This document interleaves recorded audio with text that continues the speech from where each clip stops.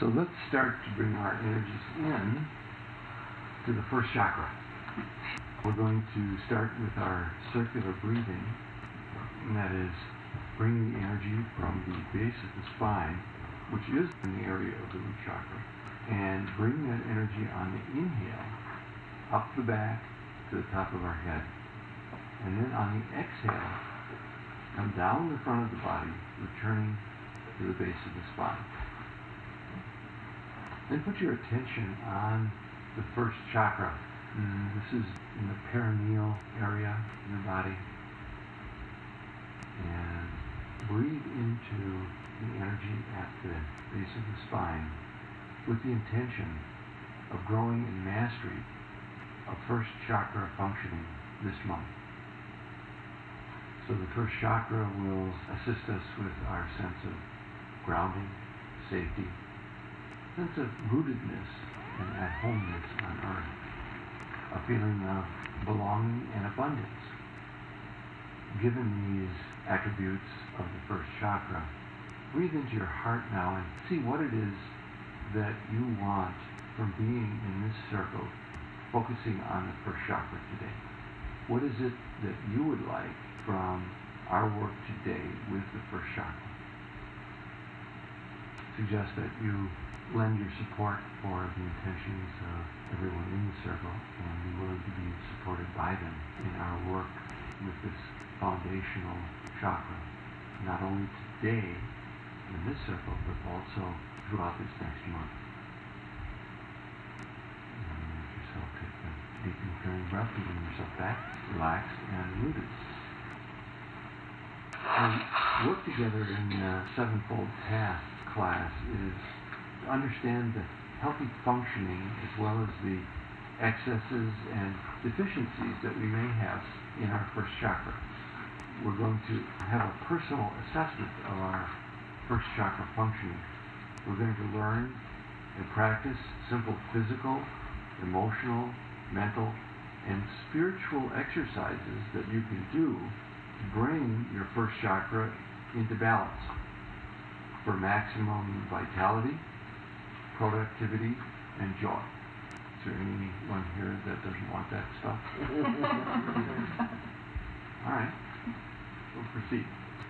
Now, first chakra is truly the foundation of our entire chakra system, the ground that supports and nourishes us. Muladhara means root support. And how you interface with the physical realm is witnessed in this energy center. Your body, your home, your finances, your work, and environment. It represents your physical identity. The purpose, you might say, of the first chakra is self-preservation. Increasing your contact with the natural world can help with the root chakra. It's an essential part of its development. I often think of that Native American saying that the more we are distant from the earth, the more we walk in fear, the less sense of security that we have. It helps us bring things into manifestation or completion. The symbol, as is on our altar there, the first chakra has the triangle pointed downward. And coiled within that is the sleeping serpent goddess Kundalini Shakti. And so the storehouse of our power, of our life energy, is seen as the first chakra. When it's awakened, it rises up through the chakras, piercing each one in turn. When she returns to the first chakra, she rests. Vital, initiating energy that also nourishes and replenishes us through our rest. So let's look at our body with regards to the first chakra. How well do you relate to your body? Like your body? Do you pay attention to it? Do you take care of it? You might want to list in your journal any improvements you might want to make in the following body-oriented areas of your life. Your diet, exercise, health care. Are there aches and pains in your legs, your feet, or your bones in general? This relates to your first chakra. Do you have constipation, which can come from an excess, or diarrhea, create deficiency, general disorders of the bowel, or chronic health issues? Adrenal glands are connected with first chakra functioning. They have within the survival instincts, adrenaline kicked up when there's a fight or flight situation. However, we can get stuck there and be continually in the fight or flight mode, and the glands become imbalanced. So this is just a very brief touching in. This is not meant to be exhaustive or comprehensive, but I want to at least signal certain areas that we can pay attention to during this next month that relate to the first chakra. We might not have put those things together. It's like, oh, my knee problems, first chakra stuff, since I've done quite a bit of thinking and working with this and working with healers, it has come to me, oh yeah, this is to do with how I support myself. This is to do with what I take on, what I feel I need to take on in order to think I'm an okay guy. How do I stay on the straight and narrow? So when I twist too far, oops, it goes off. So I've been relating this to first chakra. Abundance relates to the first chakra. I was just given this past weekend at Green Lake. I don't know if you saw this. It's buffalo's truth. And for the Native Americans, buffalo meant abundance. So this is an object that I want on the altar. And then rocks are a favorite thing when I said I was bringing one. I brought all my rocks. Your home is an area of security, an area that reflects your relationship with your first chakra. It's a manifestation of our consciousness, our home. So where can you improve your personal environment? In the area of organization, cleanliness, attractiveness. What I am contending here in our work together with the chakra system, which is a pretty good part of our third year work, is that it's a two-way street with our outer and our inner world. So we can do things in our outer world that help reinforce a sense of security at homeness, how we decorate the feng shui of our home. And the inner work that we do will then conversely be reflected in our outer environment. So our work, of course, is very much associated with our sense of well-being and security. And how do you relate to your livelihood, and whether it supports you adequately are important aspects of the first chakra. Right livelihood. We feel like what we're doing is on purpose for us. Job satisfaction. I know I must have quoted this a number of times throughout the 3 years we've been together. But when Norm Schwartz, our holistic physician, was studying longevity, what are the factors that keep people alive on the planet?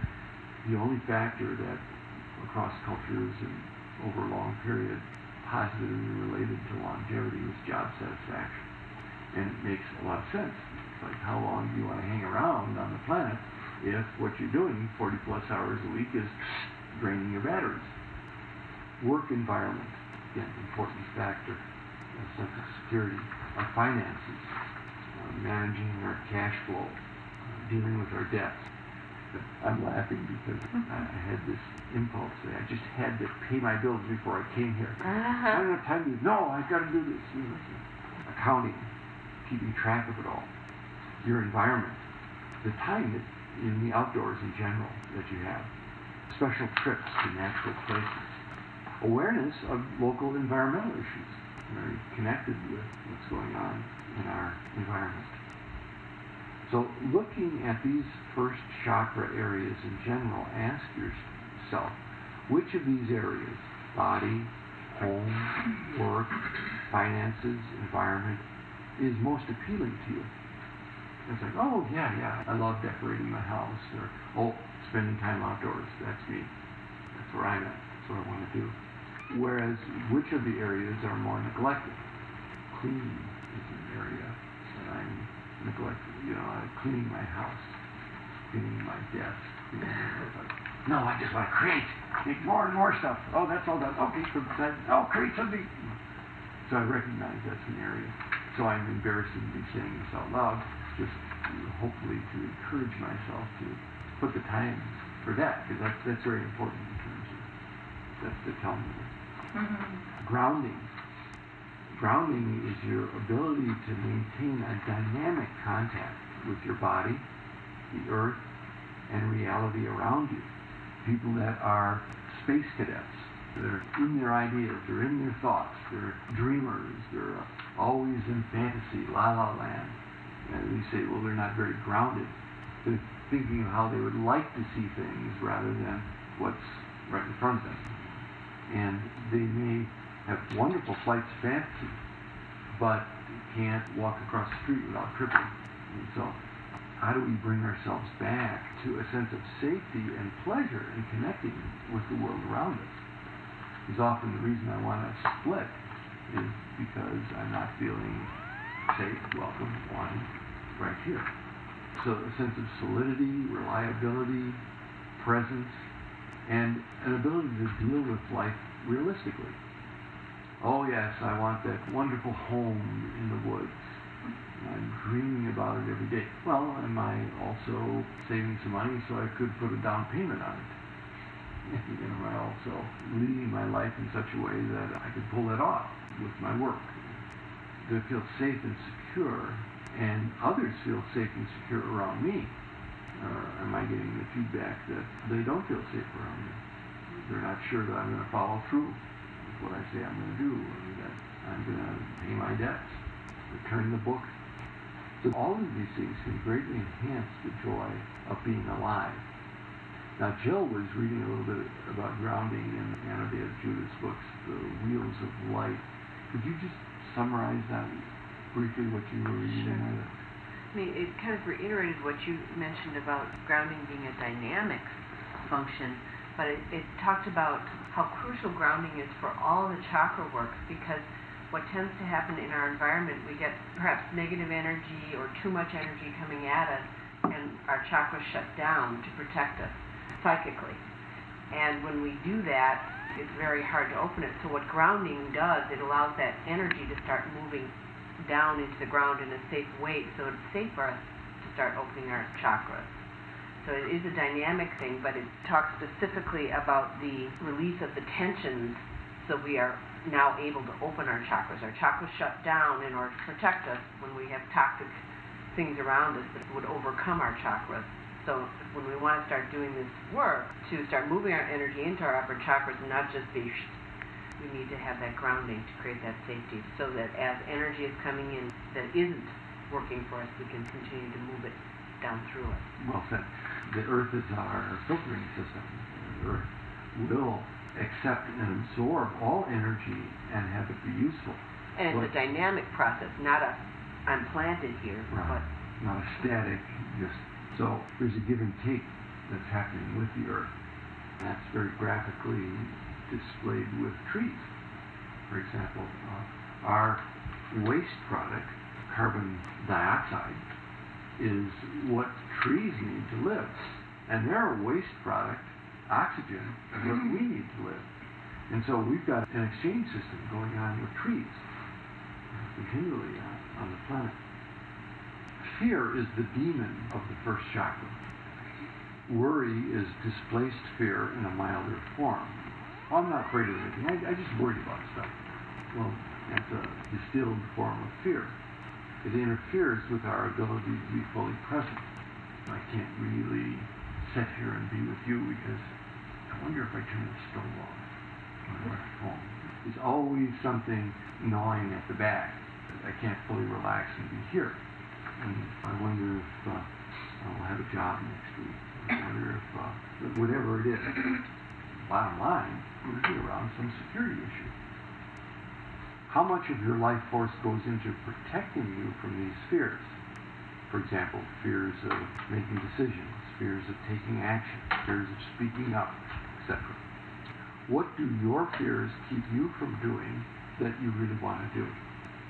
How much does your fear control you? What is the realistic likelihood that your fear will actually occur? It's part of our self-talk.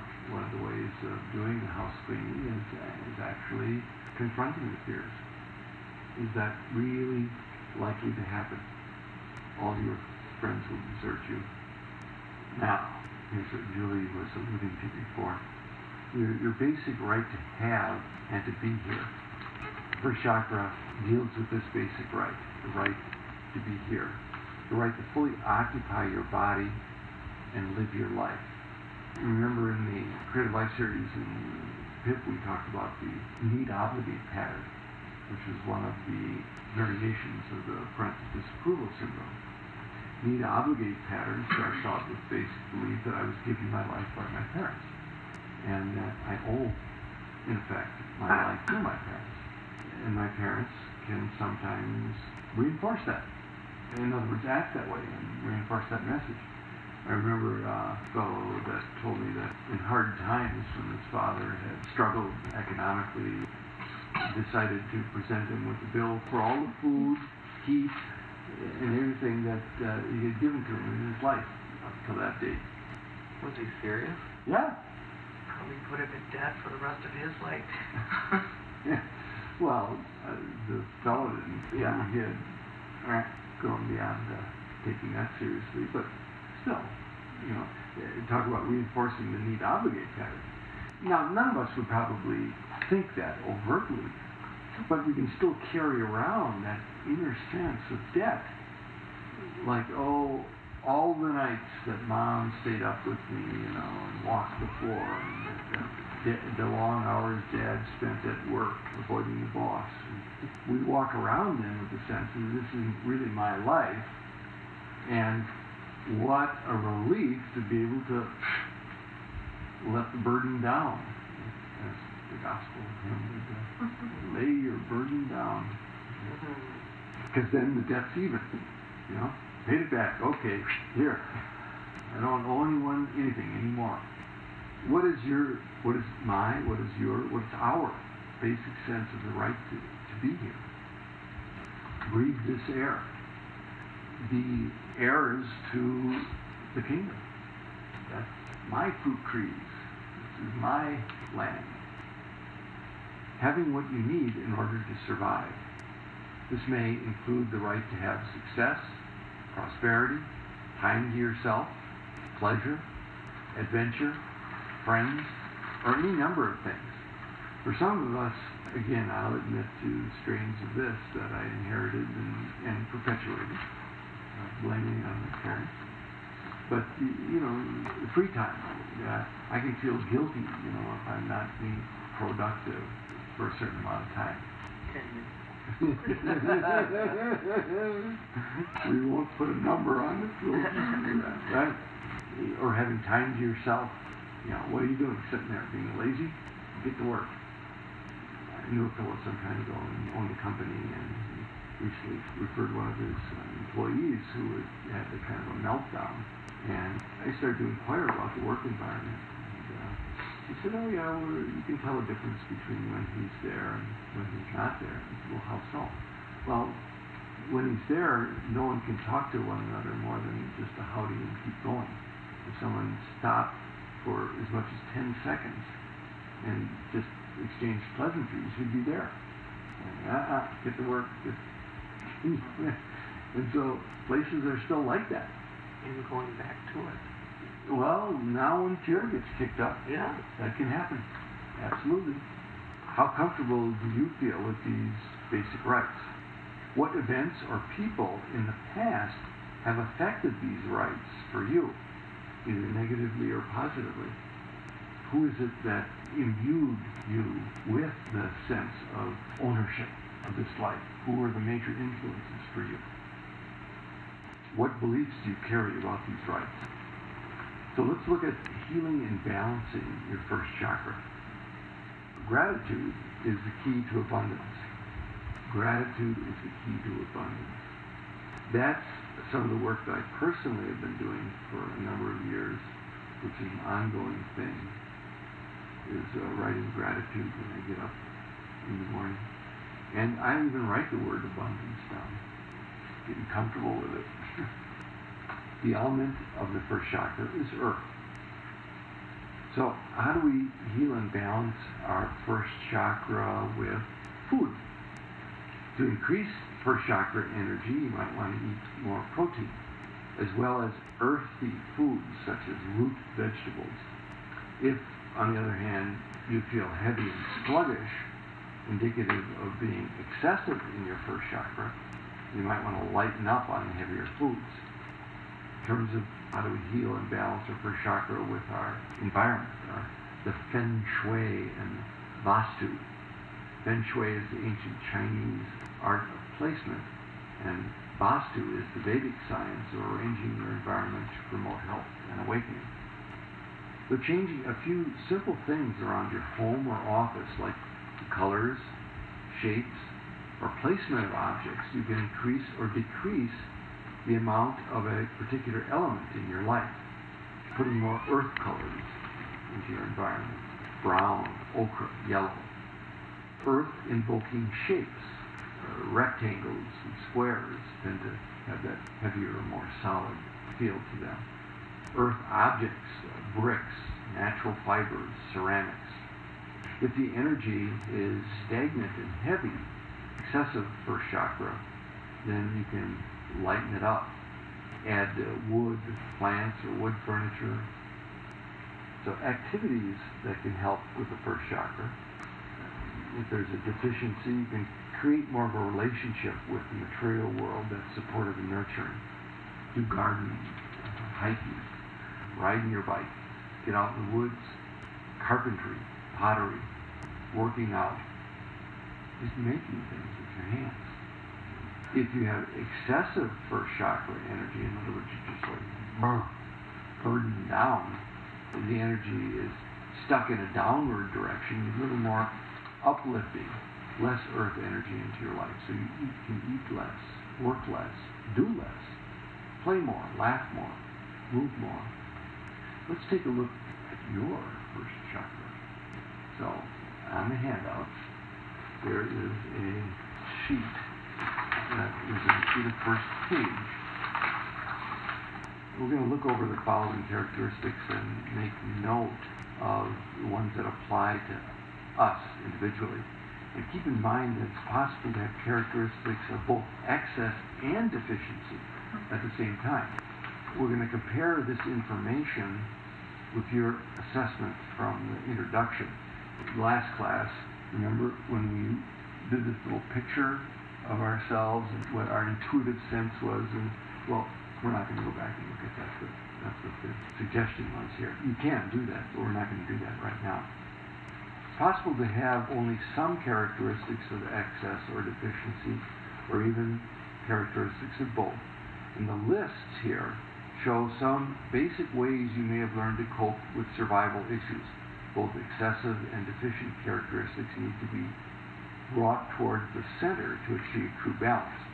So, excessive characteristics: heaviness, sluggishness, slow movements, resistance to change, overeating, obesity, hoarding, material fixation, greediness, workaholism, excessive spending.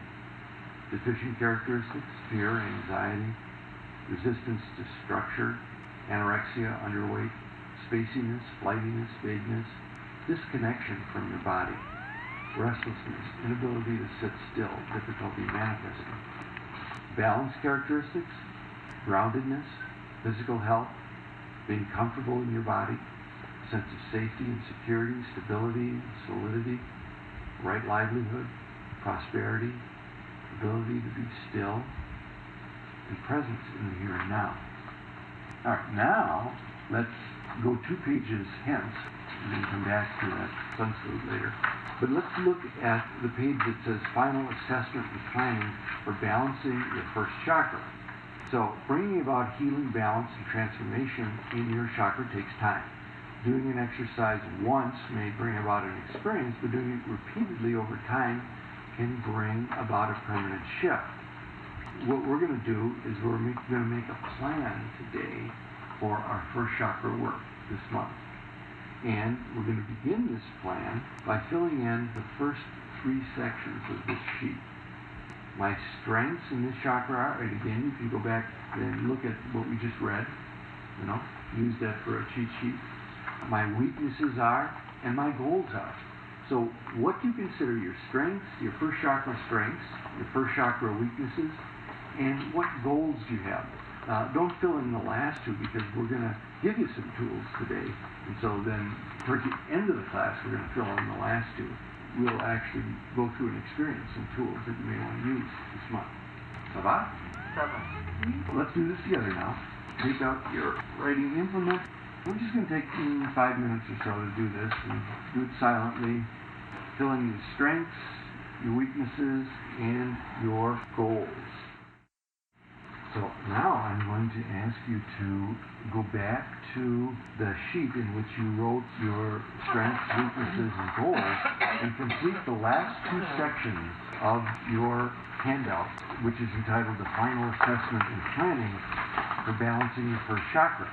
So here is where you're going to write down the tools that you think will help you towards your goals and what your commitment is during the next month. All right, very, very good. Thank you. Blessings to us all. Good first chakra work.